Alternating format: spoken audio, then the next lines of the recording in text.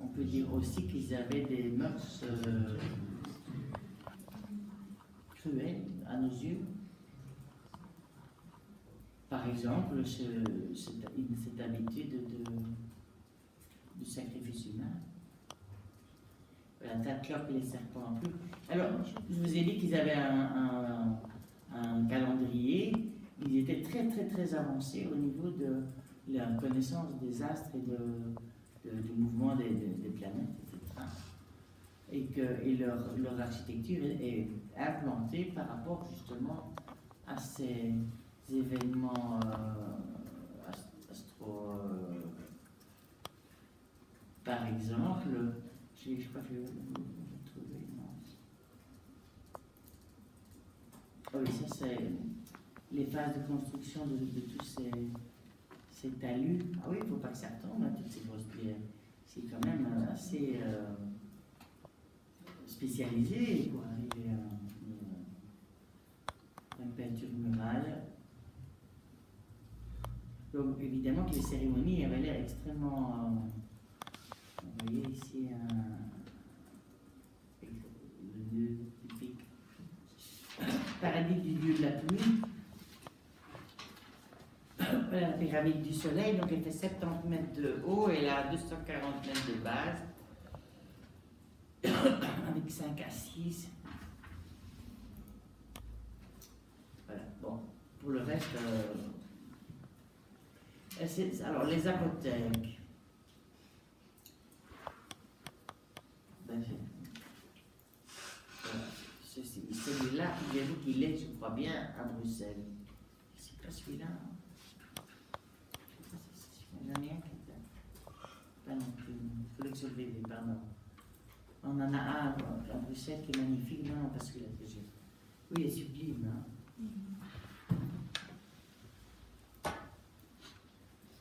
Donc, monter à Alban. Donc, toutes des terrasses artificielles, de nouveau la même chose. Hein. Avec ces motifs qui vont inspirer pas mal White. Quand White va aller construire, vous avez dit, expliquer au Japon son hôtel impérial, il va s'inspirer de ce type de motifs et de frises à décor géométrique en relief. Voilà, le dieu de la terre, de la lune, c'est une terre des apothèques. Donc là, ils font vraiment des magnifiques terres cuites. Regardez-moi ça. Le dieu de l'éclair et de la pluie. Je suis étonnée, je ne dois pas avoir le bon PowerPoint, il y a très peu de choses. Les zones du golfe du Mexique. Ah, la fameuse pyramide de Tajin. C'est qui ça? Chichen Itza. La Chichen Itza, c'est les Mayas. Alors, regardez-moi ça. Donc là, civilisation du golfe du Mexique. Tajine. C'est très typique celle-ci, je vais vous montrer d'autres vues, mais avec comme tout des petits niches comme ça qui... Là voilà, regardez.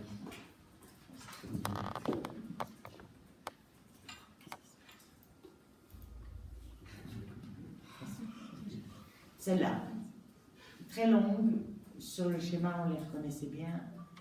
On est là maintenant en 1000 après Jésus-Christ, 1400.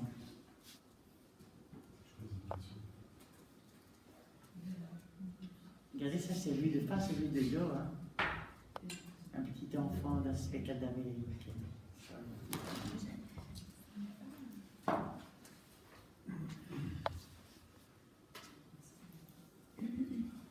Donc, on était là, hein. Zapotec, Golfe du Mexique. Puis les Huaxtèques, c'est les longs personnages. Alors, les Mayas, ça c'est quand même le plus important. Donc, c'est apparu à la fin du 3e millénaire avant Jésus-Christ, et l'apogée, c'est entre le 6e et le 9e siècle de notre ère. Et on ne sait pas pourquoi, ils entrent en décadence et ils disparaissent lors de la conquête espagnole au 16e siècle. Et donc, le moment principal, c'est le 9e siècle. Et puis alors là, on a une autre civilisation dans le centre. Les Toltecs, qui vont aussi faire des grands centres.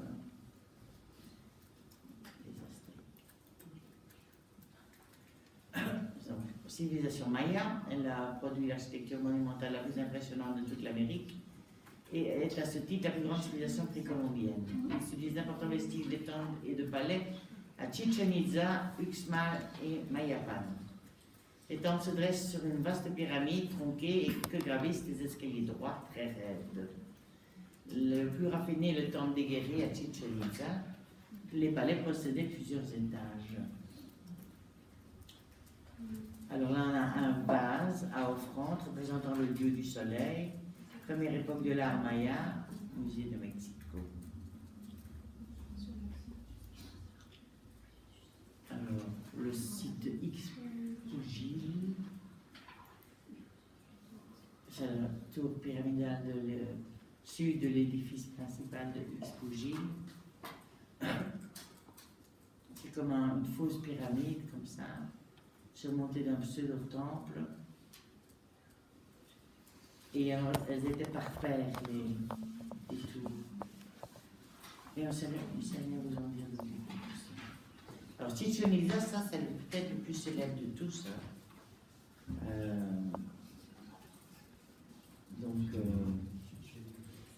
Ici, vous avez un temple qui est célèbre parce qu'il y a une quantité de piliers d'entrée. Il y a les formes de serpents ici qui arrivent à la base des grands troncs. Vous voyez toutes ces espèces de temples des guerriers avec des milliers de colonnes qui sont là. Et alors, comment dire, au moment des solstices, vous avez l'ombre des serpents, je crois, ici, qui déterminent comme ça des raies de lumière qui vont directement sur le sommet, comme ça, à tel moment du solstice d'hiver ou d'été.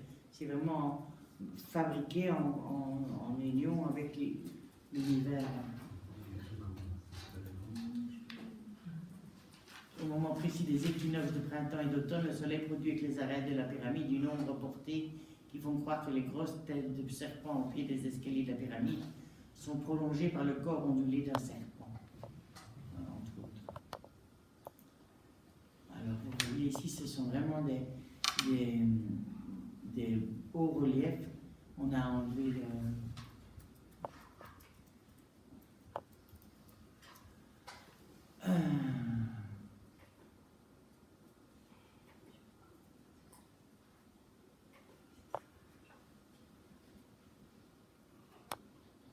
On leur donne la pomme de terre, le caoutchouc, le tabac et le coca, base de l'anesthésie moderne, mais aussi le maïs et l'arachide, qui devaient révolutionner l'économie africaine, le cacao, la vanille, la tomate, l'ananas, le piment, plusieurs espèces d'haricots, de coton, de cucurbitacées. Merci les Mayas. Les Mayas avaient exploré de fond en comble les ressources du milieu naturel, ils avaient domestiqué les animaux et sélectionné les espèces les plus variées afin de satisfaire leurs besoins alimentaires et médicaux. Ils avaient poussé très loin la sophistication de certaines industries comme le tissage, la céramique, le travail des métaux. Ils connaissaient la roue qu'ils utilisaient pour fabriquer des animaux à roulettes pour leurs enfants, quoiqu'ils n'aient pas eu l'idée de chariot. Les Mayas connaissaient le zéro, base de l'arithmétique, au moins un demi-millénaire avant sa découverte par les savants indiens, puis sa transmission à l'Europe par le biais des Arabes. Quant au régime politique maya, on le qualifie de socialiste ou de totalitaire, il relevait déjà des formes les plus complexes d'organisation sociale. Lévi-Strauss exhibe cet exemple pour souligner clairement que l'histoire cumulative n'est le privilège ni d'une seule région du globe, l'Occident, ni d'une seule période de l'histoire humaine, la modernité. Le croire serait d'ailleurs négliger les contributions des cultures passées à l'essor technologique occidental.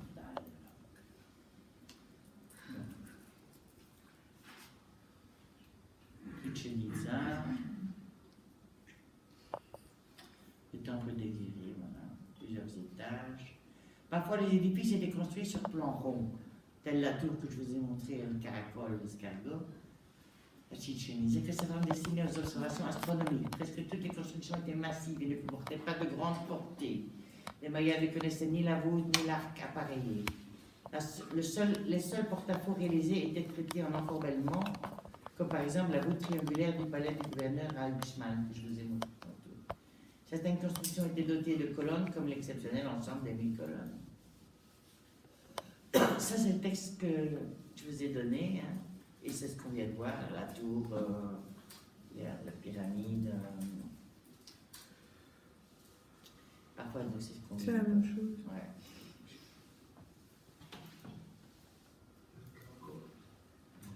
Les colonnes. Les serpents de Chichen Itza. Le fameux espèce de voir. Voilà. Donc pas des grandes portées, hein, ça non, mais bon. Ici, vous voyez à l'intérieur d'un palais à Palenque. Ça ne permet pas de faire des immenses salles.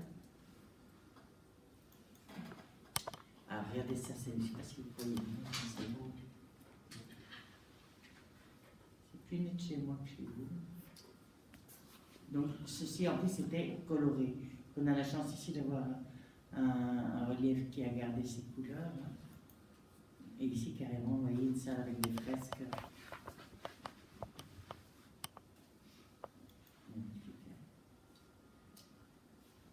Le système, c'est la symétrie du prisme triangulaire, les fondements de la voûte maya. Alors, à Copan Honduras, ils ont un terrain de jeu de base en très bon état de conservation.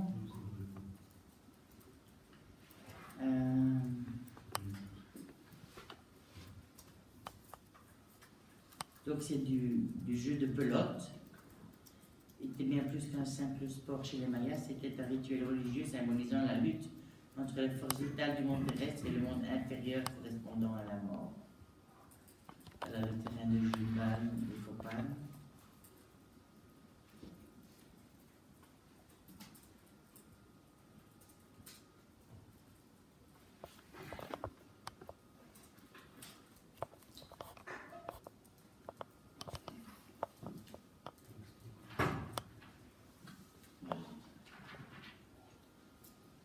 Donc les Incas, ça pour l'Amérique du Sud. Vous voyez, ce type de motif, c'est vraiment ce type de motif que White va reprendre quand il travaillera au Japon.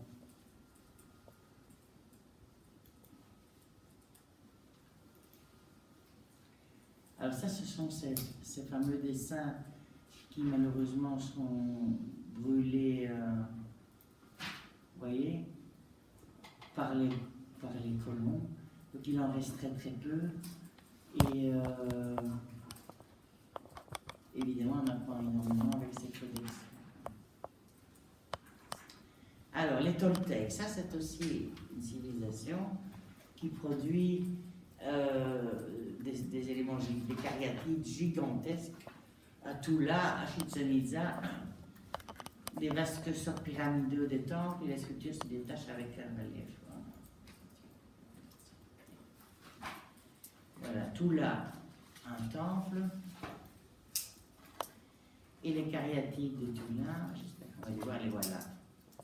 Donc voilà des sculptures Toltec, celle-ci fait 4,50 m de haut, donc c'est pas mal. Hein? En basalte, c'est extrêmement dur.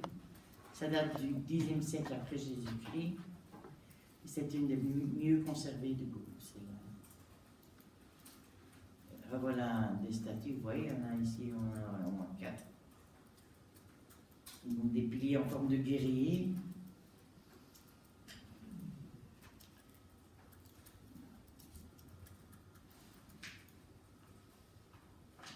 Voilà. Terrain de Gilbert.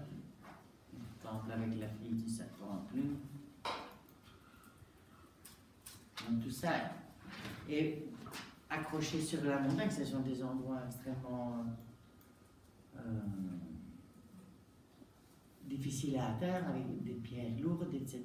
et taillées. Regardez-moi ça. Chaque pierre est sculptée. La pyramide de Quetzalcoatl avec la frise de serpent à plumes. On dirait que c'est un ciment, quelque chose à l'ombre. Non, non, c'est taillé dans la pierre. Ici, on voit mieux.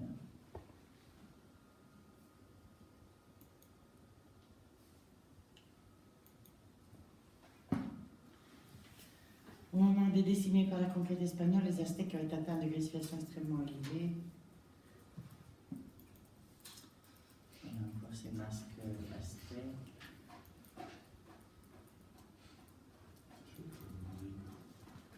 Oui, ici c'est moins chouette, comme tu dis, on voit vraiment les...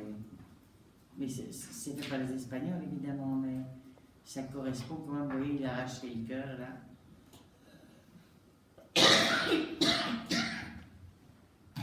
Mais il semblerait que ce soit vraiment des comment dire,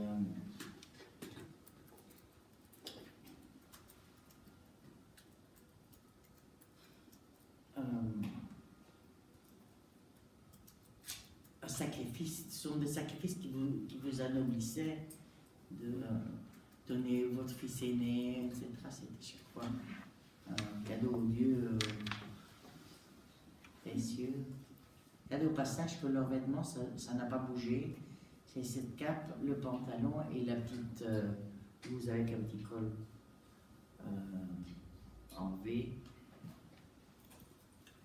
Voilà, toujours les pyramides étagines avec les petites niches.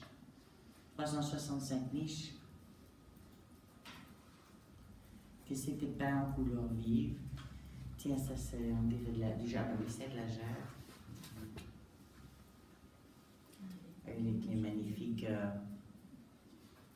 Quand vous avez le profil comme ça, c'est direct. Quoi? Maya. Voilà, ici un ensemble résidentiel, ensemble d'habitation. Vous voyez que tout ça, c'est fermé par des murs. Hein. À l'intérieur, il y a toute une série de couloirs et tout ça, mais vous voyez que c'est quand même là vachement. Voilà, un magnifique personnage assis.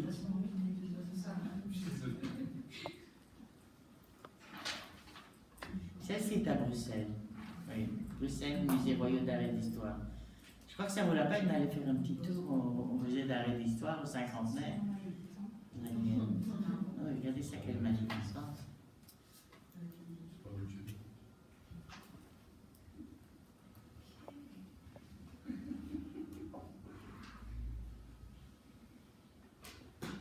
Oui, j'ai lu tout un bouquin.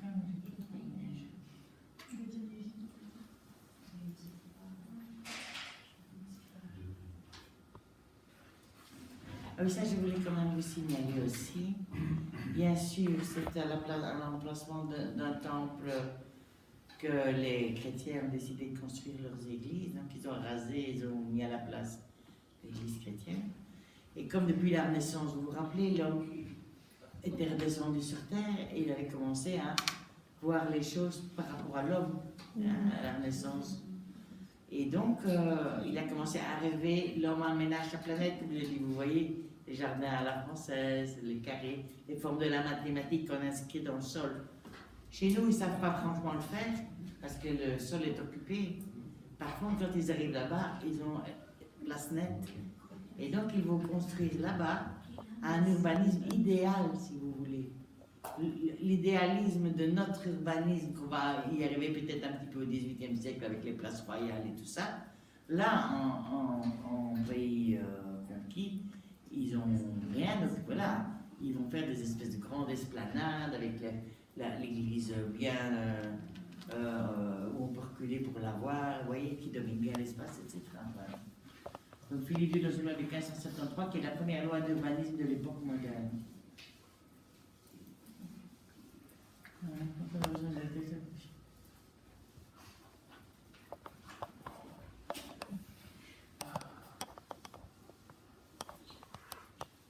C'est ce que je vous expliquais. Donc, ils obligent les populations à s'établir dans de nouvelles villes compactes, comme celle du plateau espagnol. Les nouvelles villes suivent un modèle uniforme, un échiquier et des rues rectilignes qui définissent une série d'îlots. Voilà, des boucliers en plumes. Voilà un souverain avec sa cape.